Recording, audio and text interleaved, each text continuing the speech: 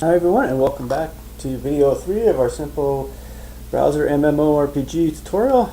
Okay, to get things started, we're just going to log in with that fake user we made the last time we were here.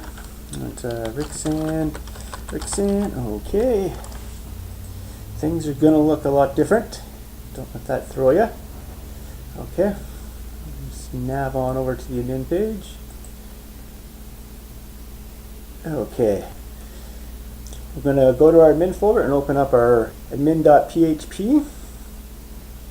Okay, and the first thing we're going to look at here is this piece of new code here. Well, this is new, but the admin is authadmin. We're going to look at our authorization function. Open up your LQLS admin functions in your admins folder. Okay, and you see here I've got a new function called authadmin. Basically did what was there before, I just put it in a separate function so I don't have to retype it on every single page. As you can see here, we're going to pass it needed, so whatever user level is needed for that particular page, we're going to pass it to it. It's going to check to see if there is an active session. If there's not an active session, we're going to boot them to the index. If there is an active session, we're going to see if the user's level is sufficient to view that page. If not, we're going to send them back to the landing page, now to the admin portion of the site. Okay, pretty straightforward. And the reason why I put it in the admin functions and not in my other functions for my LQS or my main functions is because in the other one I'm going to put admin users, which is pretty much the same as this, and I'm only going to need to do the admin authorize when they're in the admin section. So if they're not in the admin section, I don't need to authorize them as an admin. So why put that in the other one? We have to include it on every single page just to save some space. Okay, that's that. Now let's go back up to our page here. And there it is, auth4. So it's going to execute that. If it doesn't have a user level of 4, he's gone. That's our authorization script. I still have to get the user ID, the username, the user level, because we're using it here, as you can see. Yeah, so I still have to get that. Okay. Now we're going to take a look at this new piece of code here, the header. Okay, include once.header.php. Okay, but before we do that, let's take a look at our CSS. We have to make some changes in there.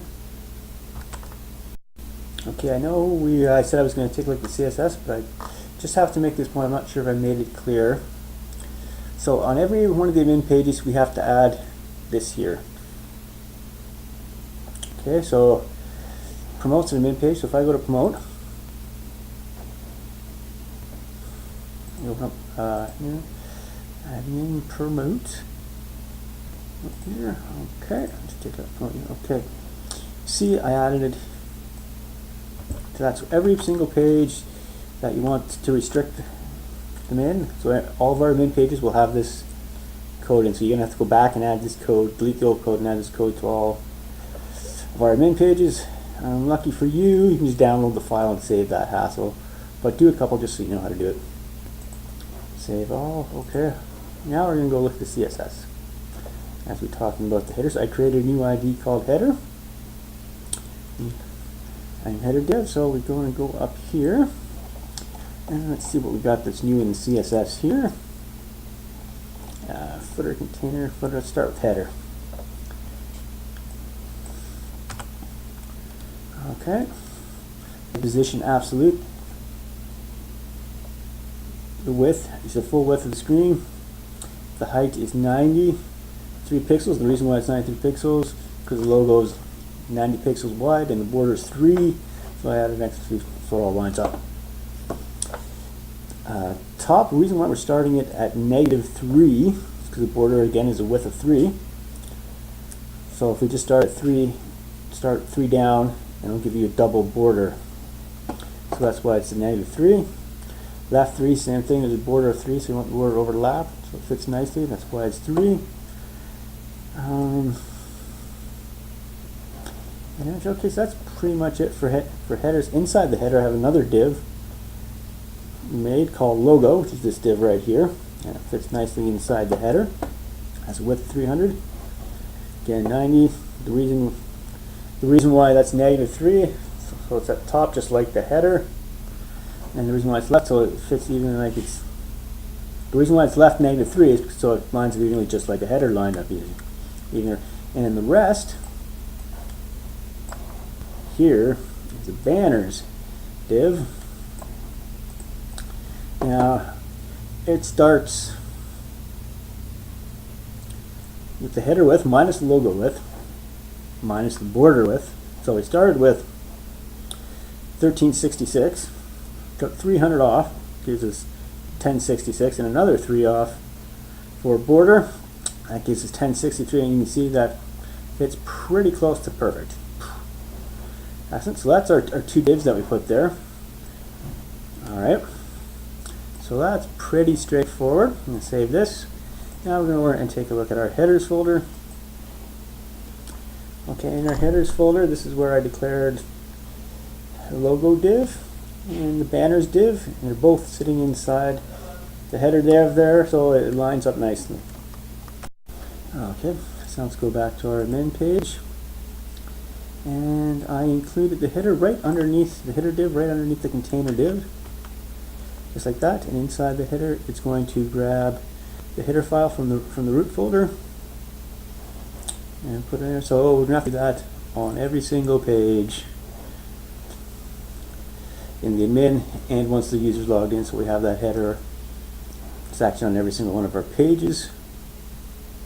One other thing to note, I had to move these down as well so they'd fit on the header. Let's take a look at the CSS here for the admin box. You see, I had to change the top, so now it starts at 93, which is the height of the header,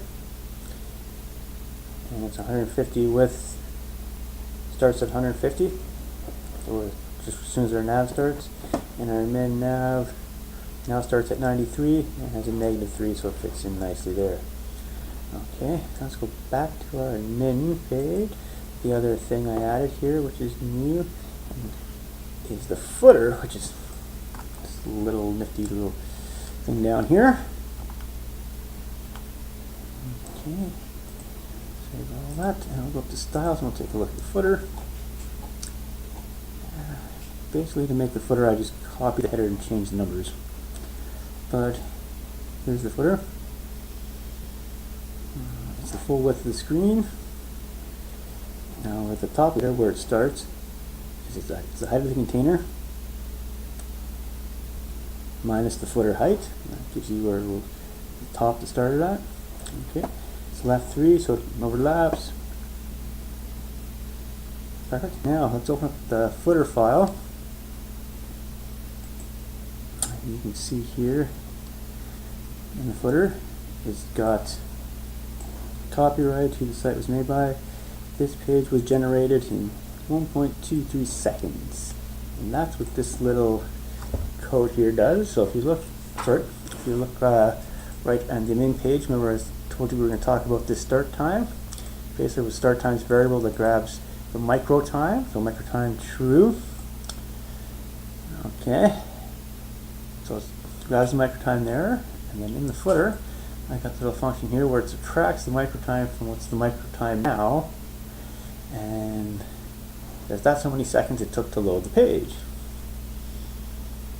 Okay. As you can see here, bear in mind, just a quick note, that that's not the true and actual time it takes to load the page. If you want a true and actual measurement, you're going to have to take it right out of your browser, like out of Chrome or Firefox, because that's only the time it takes for the PHP, and not putting some of the pictures in Java. So it's not a true time, but I do put it in there because it helps me. Like, that's pretty slow. It just helps me get a ballpark figure of how long things are taking to load up. Okay, that's pretty straightforward. So back over to our admin. I created the div and then just loaded the page from our root folder. Again, we're going to have to go back and add this to every single page. Again, you probably just want to download the files I included in the tutorial. Maybe do a couple pages so you know how to do it. Because it's a lot of work to go through and redo everything. Okay, let's take a look at our landing page now. Open landing. Back to landing. As you know, our landing page is, as soon as the person logs in, this is where they end up. In the landing, we have, instead of authadmin, we have authorized user. Okay, it doesn't have to be a admin to be here, it just has to be a user. Okay, so I didn't use that function, so I put that in, open with the LQLS functions. And you see here the auth user, which is almost identical to the authadmin, except it doesn't have the // to send it back to the root directory. If you're wrong, you're getting kicked right to the index. If there's no session active, you're gone. If your user level isn't high enough, you're gone just the same as in the admin page. So we now have to add this in our start time for our footer there to all our user pages. Those are the pages where he's logged in, but he's not quite in the admin. We add this function to all of them. And of course, we have to add our header and footer to all the pages. A lot of work. That's one of the reasons why it's good to plan out your game much in advance. If we planned this out in advance, we would have set this up just on the first page and copied it over, so we wouldn't have to change it on every other page. But I didn't do that. Sorry, guys. Just download the files and carry on from there. One more thing I want to show you before we leave this tutorial and come back on video 3 is I want to show you users. I added a new field to users. You can see here. I just went to go, add new field go. I added a field called PlayerName. It's varchar25. Actually, I'm going to change that to 20.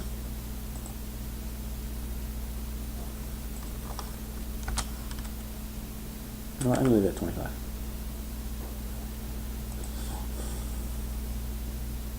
And that's where we're going to store his player name. Now I want his player name to be different from his username, as I'll explain later. And we'll probably be looking at creating the players table in the next video, and maybe getting into the actual game creation instead of the layouts. Alright, well, have a good one, guys. We'll see you in the next one. I'll leave a link to download the files. Hope you enjoyed this tutorial. Talk to you later. I hope you enjoyed the video. Feel free to click on the like button, join my channel, or leave a comment. Thanks for watching.